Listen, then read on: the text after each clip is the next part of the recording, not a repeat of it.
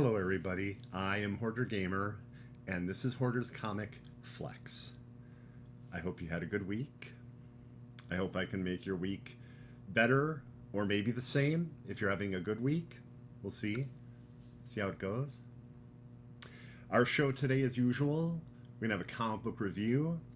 We're going to have some toys, going to toy around a bit, and then we're going to look at the very near future of comic books all the way to 1 week from today. Starting, we're going to talk about video games. That's our beginning. And first up, Diablo 4. I'm enjoying it a great deal. And last week, I looked at the very early part of the leveling journey. I believe it was up to like level 30. So now I hit like level 51 or 52. So now it's the journey at basically early end game. So that's what I'm looking at. Just unlocked the Paragon boards and got like through the first board. Still deciding what I'm going to choose for my Barbarian. I don't know if I'm going to go with Bleeding or if I want to go with I'm trying to think what the big things are. Bleeding is one. I believe Whirlwind is one. So I'm not exactly sure. Currently, I'm using Whirlwind and Dust Devils. So I've been enjoying that. That's been really cool. And took some little notes here, details.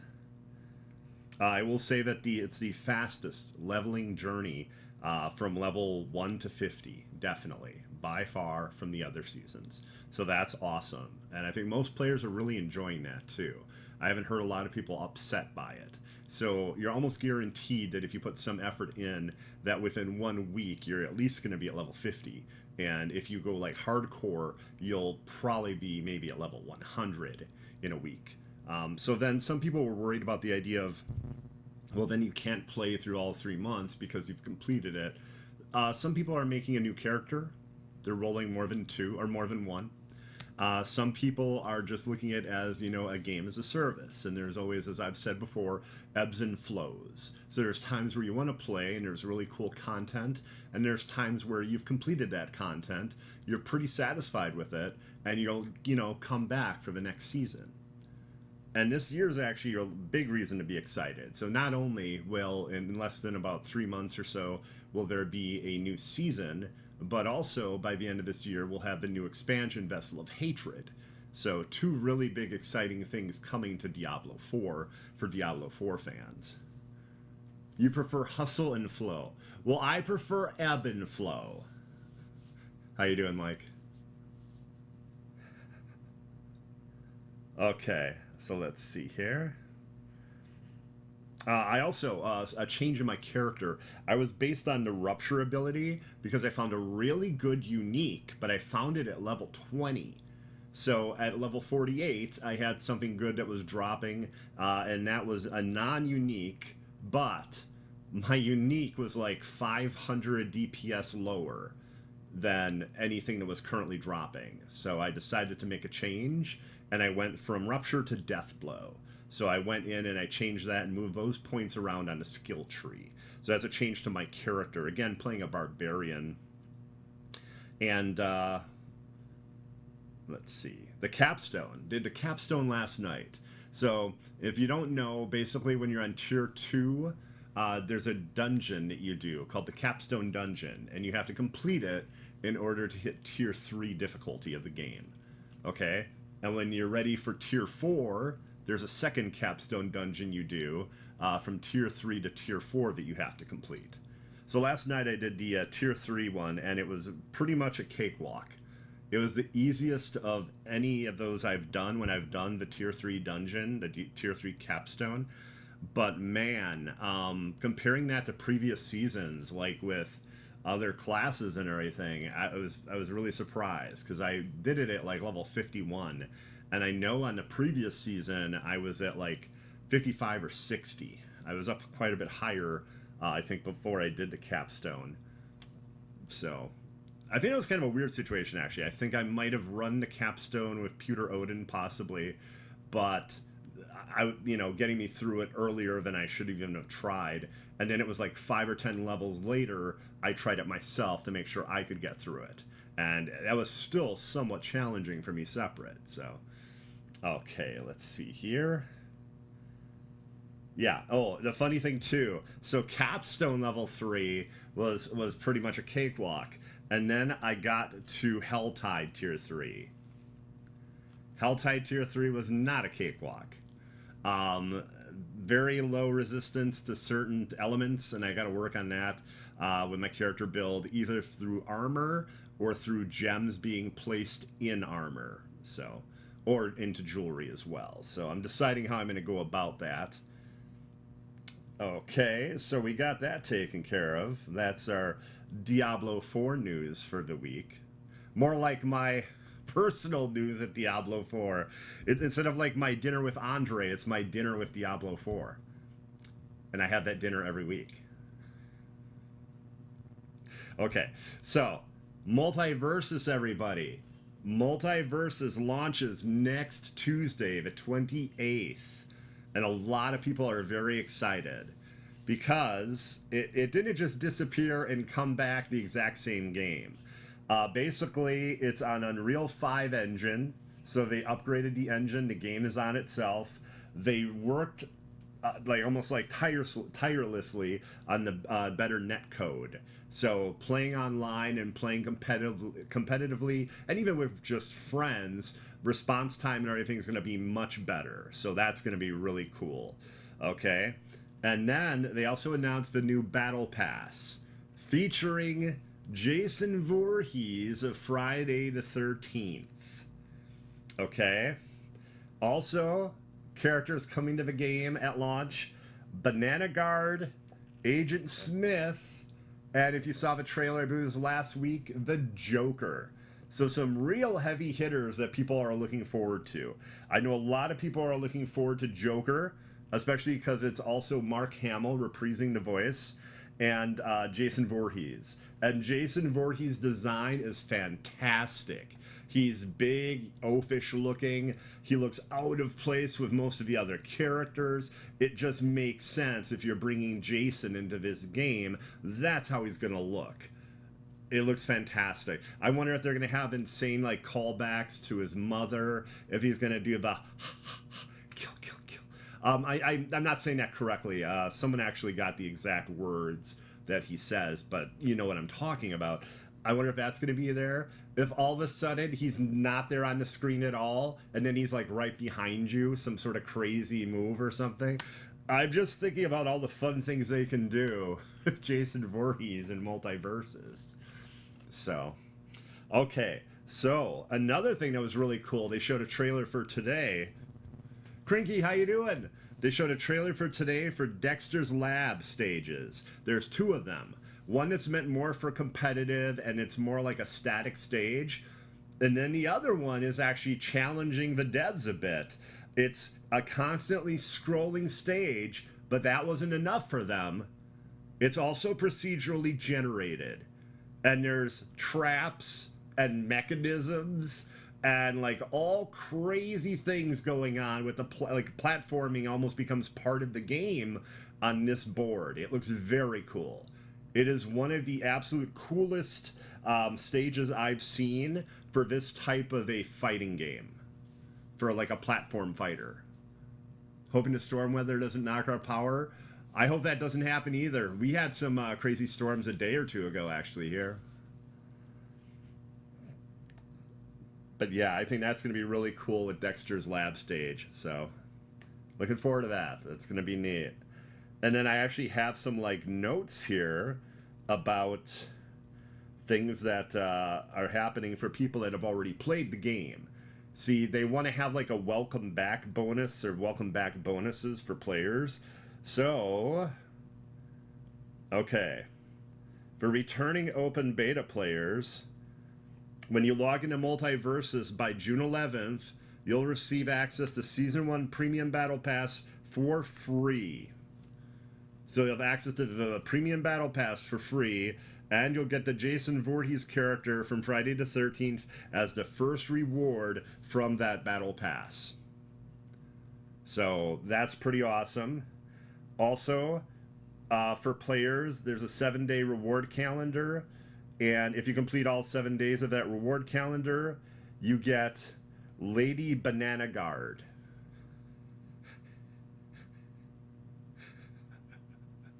So there's Banana Guard at launch for free, and then Lady Banana Guard you get if you do the 7-day calendar.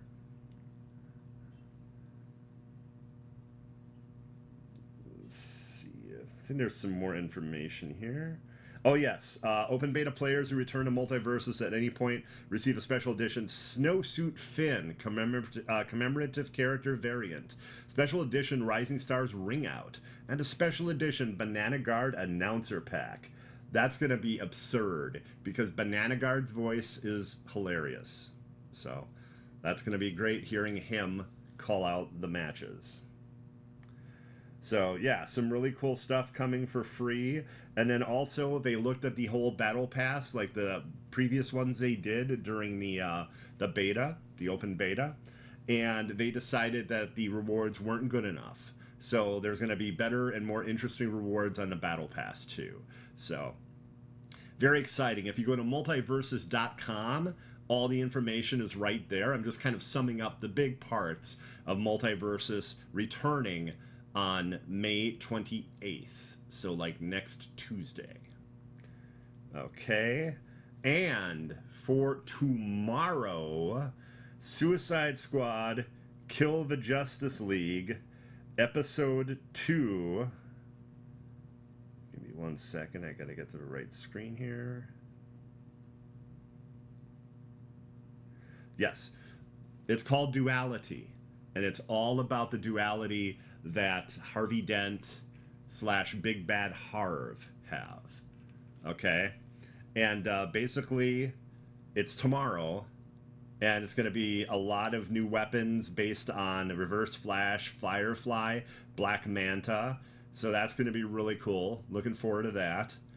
And a Joker Elseworld map. It's going to open up so we can explore it more fully. Green Lantern is going to have their own type of, or his own type of like enemies that you face. You'll have to destroy the constructs first, and then you can destroy them. And then there's also the new mission Out of Orbit. And I'll actually go word for word on this because it's confusing. Regardless, this is confusing. So, Out of Orbit, Brainiac is phasing in corrupted Justice League watchtowers to locate his next target. By leaving these corrupted watchtowers partially phased in, they are invulnerable to attacks from the Squad, which is where Hack comes in to lock them down and allow Task Force X to get to work. Brainiac's forces will be assaulting Metropolis from 2 dimensions at once. Enemies in another dimension cannot be harmed, but will still disrupt your ability to destroy the corrupted watchtower. That means your squad will be switching between dimensions to take out Brainiac's forces, lock down all the control points, and ultimately destroy the corrupted watchtower. Watchtower has its own defenses to contend with, making this a challenging but incredibly fun new way to bring the fight to Brainiac. So, I think that sounds really cool. I'm interested to see how it actually plays. I'll be streaming on Friday, twitch.tv/Hoarder Gamer, so I'll be checking it out then. And they also have a Promotonaut, which will actually mark an enemy, head towards that enemy, and upgrade it to make it more of a nightmare for players. So you want to try killing this Promotonaut as soon as you can, as soon as it has a bead on who it wants to transform. You want to try to do that as quick as you can. Okay, so this is really neat. 11 new squad skills across total character levels 120, 135, and 150. So once you hit like endgame and you get someone to level 30, that's when you open up like the squad skills. And it's this list of all these things like endgame progression that you can level up. They're adding 11 more of those. So I don't know if it's going to be based on specific weapon types.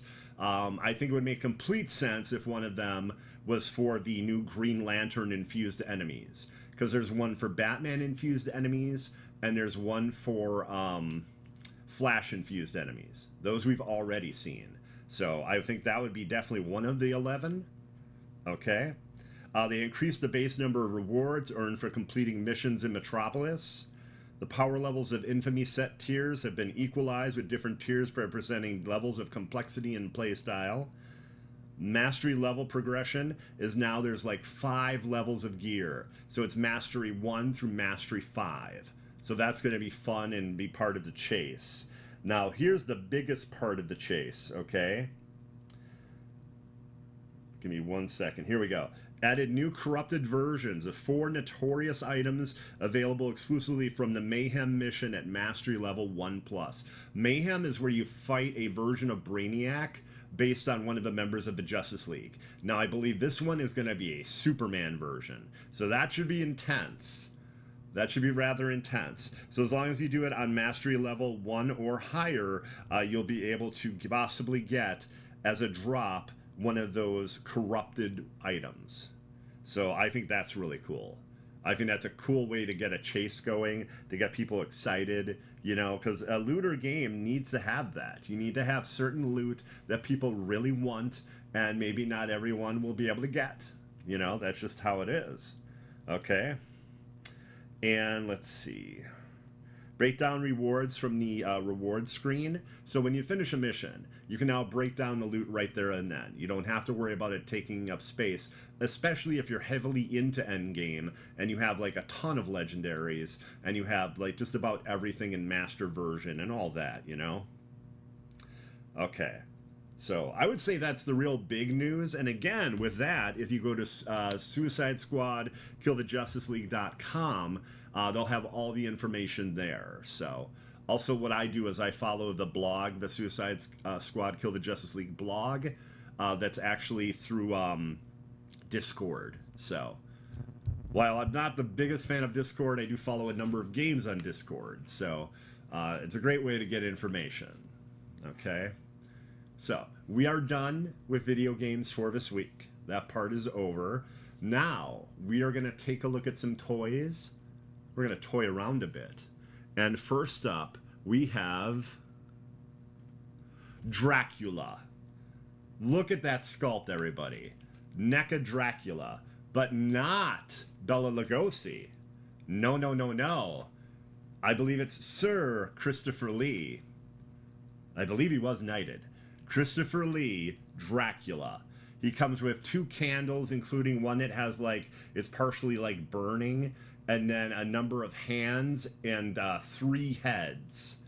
So I love it. I love this. The retail $34.99. If you look, it's actually like, I believe, a soft goods cape / outfit. So for $34.99, a really good price, actually. I think that's really good with the accessories it comes with. And again, those 3 heads. I think a bottle of wine, is it? I'm trying to remember if he comes with wine. I know the Lugosi one does. I know he comes with 2 candles, like candles on like candelabras type things. So, but yeah, I think that looks great. $34.99. Pre-orders are available now at NECA.com, but those pre-orders should open wide to everyone, like Amazon, Entertainment Earth, Big Bad Toy Store, just about all those places. Possibly even Best Buy, because Best Buy carries NECA stuff too. So as long as they're still carrying toys, which they were at least like a month ago, even them maybe, you know. Target as well. Target has been known to carry a lot of NECA stuff, including Teenage Mutant Ninja Turtle toys. Okay, but that's not all we have. We actually have a number of toys this week. Next up, we have Batmobile Tumbler with Lucius Fox. With Lucius Fox. So the tumbler is pretty large. It's going to fit a 6-inch figure. You get a 6-inch, actually it might be a 7-inch scale. I think it's 7-inch scale of Lucius Fox that looks like insanely like Morgan Freeman from his role in the movie. Okay. $69.99 exclusive to McFarlane Toys. And pre-orders go live on the 31st. The 31st of May. So $69.99 and Lucius Fox. That might actually be the first, and I believe it is, the first McFarlane Lucius Fox figure, and possibly the first completely. I don't know for sure, but I think it might be the absolute first for Lucius Fox. So, well, especially as Morgan Freeman portraying him. Okay, so we got that. But if that wasn't good enough for you, everybody, at that same price, Amazon has Bane's Camouflage Tumbler. So, yeah, I know this gets insane. Also, on May 31st, you have your choice of the Dark Knight Tumbler. Actually, Dark Knight Rises, technically, because of the whole Bane thing. Dark Knight Rises Tumbler with Lucius Fox, $69.99, again, at McFarlane Toys. Or Amazon.com exclusive, same time, different bat channel, same time, different bat channel, the camouflage version right here. So here's one thing though, they're the same price, but the camouflage version, I believe, is charging you for the paint ops, because it does not come with any action figure. Like, I thought it would have been a perfect choice to include Bane with this. But sadly, the camouflage version does not have any action figure. Although I do think, like, some of the weapons might be a little different, although it might be just hard to see them on the other tumbler. So, but yeah, I think these all look really cool. I think the real deal, though, is that 70 with the Lucius Fox, but I don't know how difficult it's going to be to get from McFarlane Toys. So, if you absolutely had to have one of the tumblers, but didn't care about the figure, it might be a little easier to get on Amazon. I don't know. But those are cool, and I definitely wanted to show those to everybody. And here, everybody, we have Hulkbuster. Look at that. Look at that awesome action shot of Hulkbuster. Pre-orders are currently live, $59.99. Okay, and you might be like, that's too much. He's a large figure. He's a very big figure. This will give you an idea of, like, the scale and everything of him. There's Tony Stark in the Hulkbuster. So you actually get, like, a separate removable head that you can put inside the, like, underneath the helmet, and there you go. Now, I think it's too large, though, to have the helmet on over it. I don't know for sure. It's just the vibe I got as to why the head would be separate. And not just, like, underneath the helmet to begin with. And then all you would do then, right, is if you're selling it at a store, you just have, like, that helmet next to it, right? So you show Tony's head. But this is how they did it, so helmet may not be able to go on. I think it's really cool. Like, it's crazy and bulky looking, but really so was the Hulkbuster. You know, it makes sense. It's very comic book accurate. It's really huge, and it can, you know, basically completely dwarfs Tony. Looks like that itty bitty head there, you know. But that's just because of the size of the Hulkbuster, which has to be big because it's built to bust Hulk. So. Okay, everybody. So, more toys than we've had, I think, in the last couple weeks, but not like an insane ton. But we are actually done now toying around for this week. Next up, we are going to look into the future. The future of comic books, all the way to 1 week from today. Okay, and first up we have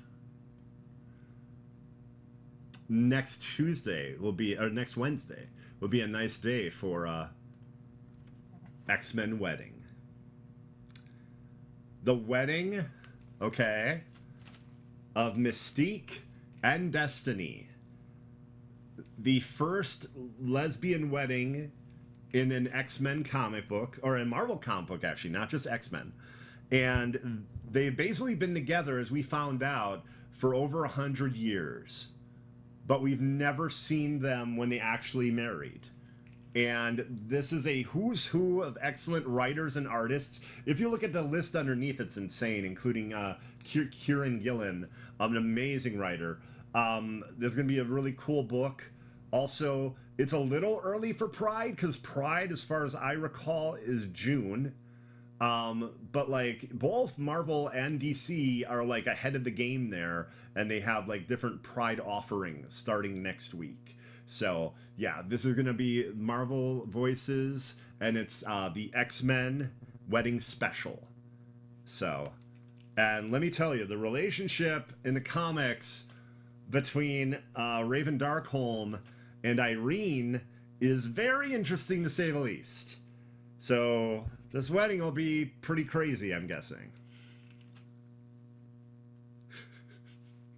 Okay, so there we got that. Next up we have, and I mentioned this I think last week or the week before, Duke Volume 1. So I was very happy and excited when I got to read Volume 1 of Transformers, which I have right here. And I thought it was great. And basically, it's part of the Energon universe. So there's Void Rivals, Transformers, and then 4 miniseries for Project or G.I. Joe Project or Project G.I. Joe, whatever they call it. I forget. The comic's going to have an odd name. I don't think it's just G.I. Joe. But Duke was the first of these miniseries. The second one, the final issue of it came out today, Cobra Commander. Then there's going to be Scarlet and I believe Baroness. Now it's possible the Baroness book could actually be a Destro book. I'm not sure yet. Because I thought Destro was supposed to have his own as well. So I was slightly confused when they said 4 miniseries, because I could have sworn Destro was going to get one. But yes, this basically is an interesting way to introduce the Transformers and the G.I. Joe universe in a very clever way. And Duke actually has a extremely brief cameo, blink and you'll miss it, in Transformers Volume 1. And that leads into the events of this comic book. So, Duke sees something he shouldn't have seen. A jet turn into a giant robot and kill one of his best friends. Now, he can't convince anyone, even Flint from G.I. Joe, or just about anyone else he knows, and he's all part of this conspiracy that the government has, and he's trying to look into it, and as he does that, he becomes aware of Cobra. So it's very cool how this book is done. This is the 5-issue miniseries. It's going to be $14.99. And if you go to your local comic shop, you can get this cover, which is supposed to be a limited version, and it will only be printed once. They're going to have, probably multiple printings of the trade, but this specific cover that looks, I think, pretty awesome is only available as a one-time printing. So, Duke, Volume 1. And next up, we have another collection. We have Little Monsters, which is one of the most clever vampire comic books and vampire stories, not just comics, that I've checked out. So, like, comparing it to all the media, TV, movies, and comics, one of the best vampire stories. So, post-apocalyptic Earth, you have these children. Only they're not just children, they're vampires, and they were sired. And it's a world where just about all of humanity is gone. So these little monsters are eating rats and other animals and stuff like that to survive. All of a sudden, one of them finds a human being. And there ends up being a fight. And once a few of the vampires taste human blood, they turn on the rest of the little monsters. So it's this really wild story, and it keeps unfolding. This is the entirety. This is the 12-issue story in a hardcover book. So, Little Monsters, and at 12 issues, I think $39.99 in a hardcover is a good price. I very much loved Little Monsters. I thought it was awesome. So, I definitely wanted to show this collection that's coming out. And then, finally, we have something really cool. Image Firsts. Most local comic shops are going to get stacks of comics of the first issues of Image comic books, including Ice Cream Man, which is this wild horror, science fiction allegory all involving a mysterious ice cream man. And as the solicit says, is he God? Is he the devil? What is he? You know, we don't know. But Ice Cream Man is one of these image firsts. And I highly recommend checking that out. It's only going to be $1. The other image firsts, though, huge ones like Spawn, The Walking Dead, I Hate Fairyland, some of the biggest books from Image Comics. And it's like issue 1, Gideon Falls. That one's great. That one's an insane horror nightmare read. Like, there's nothing quite like Gideon Falls. Closest thing I could compare it to, maybe like Twin Peaks or The Dark Tower on some level. But yeah, it's insane. Gideon Falls is crazy. But yeah, it's a really cool thing that Image does. I don't know if it's every year or every couple years, where they do reprints of their first issues of their most popular books and want to get people on board, and they get them to you for $1. And the comic shops will usually get like a stack of them, and you know, so your local comic shop might get it in. It's hard to say if all of them will. I'm sure that some do, some don't, just like Free Comic Book Day. But yeah, just $1 to try out some of these excellent stories from Image. And everybody, that is all the exciting comic books we have that are coming out 1 week from today. Finally, we end our show with a review of Amazing Spider-Man number 50. That's the version of my hand right there. But if you'd like to have a better view of that, there you go. There you go. So that's the regular cover. And as you can see, Spider-Man is fighting the Green Goblin. So that's a pretty big deal. So basically, the Green Goblin has been in control for a long time of Norman Osborn, but Peter was not aware of it. And the living brain, which is actually in the basement in Oscorp, has caused its own self brain damage in order to get a message out. And it was actually a few messages, but the main one is Peter Parker is not Spider-Man, which was very perplexing to Dr. Kurt Connors when he got this message, along with another doctor that's been basically keeping eyes on and watching the living brain. Okay? So, there's that information right there. And you have Peter take one of the messages that the living brain gave and says it out loud in front of Norman Osborn. It opens up a part of Norman's office and reveals that he's the Gold Goblin, which I believe that Peter knew, and the Gold Goblin actually does good. He's not evil. Okay? But then Peter's like, there's one word that I didn't say yet, and Norman is trying to stop him. And when he says that word, another part of the office opens up and reveals that Norman is still the Green Goblin.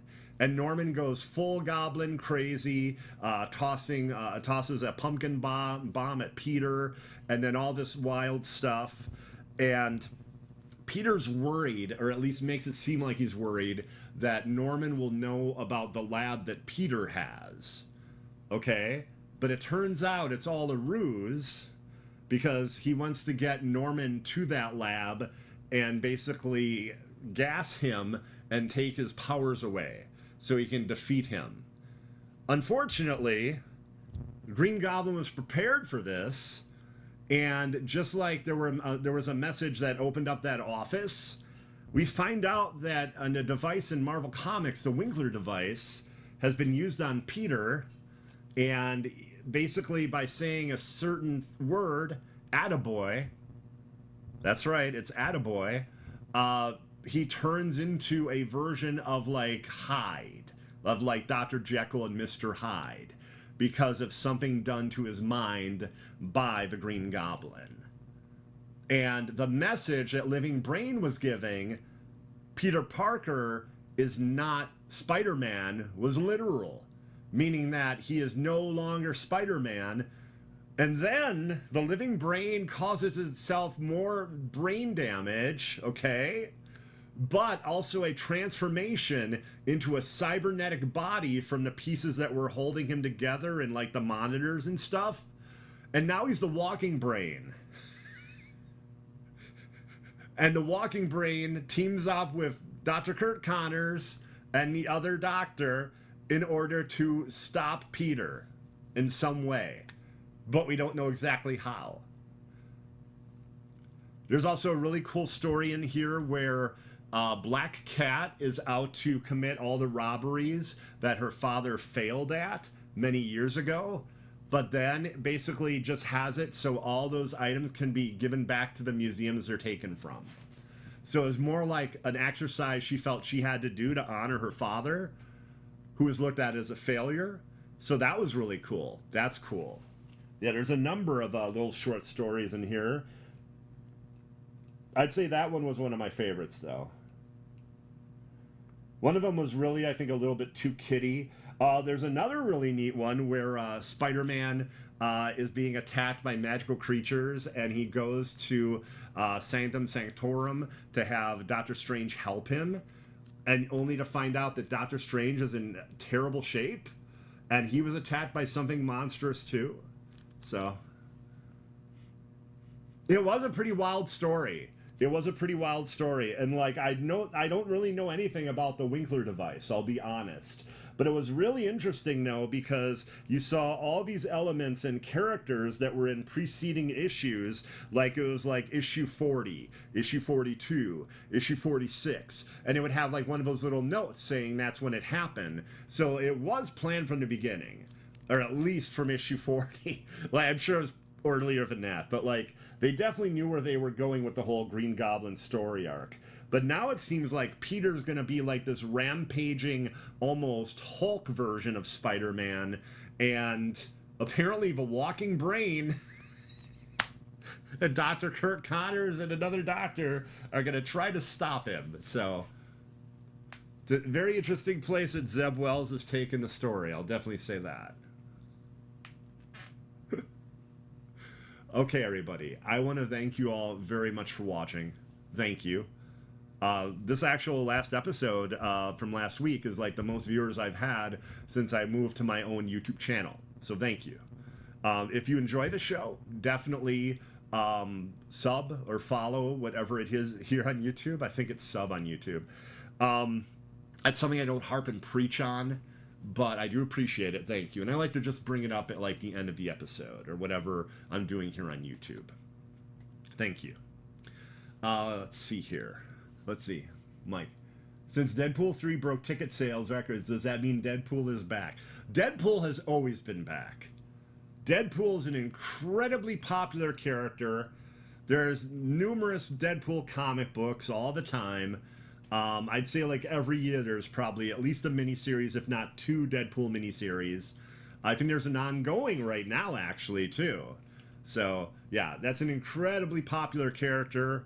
I think his action figures that are coming out for the movie, as well as those Funko Pops, are going to do really well. And those would be really popular. Get it? Really popular, because they're Funko Pops. Okay. Thank you, everybody, for watching. See, that one joke, that's going to be the... I'm going to have the least viewers for this episode. That's how that's going to go. Least viewers for this one. Thank you, everybody. If you want to see more of me for whatever reason, twitch.tv/Hoarder Gamer. And on Friday, I'll be playing some Suicide Squad Kill the Justice League Episode 2. Check out some of those new weapons. Hopefully some new story elements. We'll see. We'll see. I'm hoping the new Superman fight will be fun. You know, I'm hoping. We'll see how that all goes. Also, I stream a lot of Diablo 4, and I'll be getting back into Destiny very soon, because June 4th is when the final shape comes out, so... Hopefully new skins. Well, some have been shown already, based on them at Arkham Asylum, their Titan versions that not a lot of people like. It looks like Suicide Squad members that, like, sadly contracted leprosy. Like, I don't think it's exactly what they wanted to go for. I don't know. I don't know. It just doesn't look. They're not terrible, but I don't want any of those skins myself. You know? Okay, everybody. Thank you very much for watching, and I will hopefully see you next week. I mean, I'll do the show, but hopefully you'll see it. Thank you very much, and have a good week. Bye-bye.